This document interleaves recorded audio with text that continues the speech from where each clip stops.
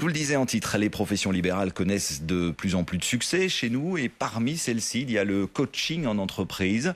C'est le métier qu'a choisi Dominique après avoir travaillé dans une banque pendant des années. Il aide donc aujourd'hui des employés à gérer leur stress et vous allez le voir, ce ne sont pas les clients qui manquent. Sébastien Degrave, Vincent Wilbert. Bonjour Thomas. Dominique de Troyer est coach en entreprise. Il accompagne des employés et des cadres qui font face à des défis professionnels.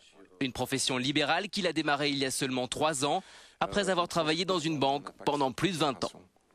Avec la crise bancaire en 2009, il y a eu plein de questions qui se sont posées à moi. Alors ces questions, j'ai eu 2 réponses. La première réponse, c'est que ce que j'avais envie de faire, c'était, après avoir acquis pas mal de savoir-faire pendant ces expériences et ces 23 ans, j'ai eu envie de faire savoir. Et pour faire savoir, j'ai eu une deuxième réponse qui m'est venue et j'ai voulu faire ça dans un cadre qui n'était plus le cadre bancaire dans lequel j'avais travaillé jusqu'à présent. Gestion du stress, prise de parole en public ou encore conflit entre collègues, Dominique apporte son aide aux salariés d'une vingtaine d'entreprises du pays. Des sociétés qui sont de plus en plus nombreuses à éprouver de l'intérêt pour le coaching. Il y a une prise de conscience. Très clairement. On voit ça, je dirais, dans le quotidien, c'est-à-dire que les missions que l'on me propose sont des missions que je n'aurais sans doute pas eues il y a 10 ans, qui sont très souvent liées à la gestion du stress des gens.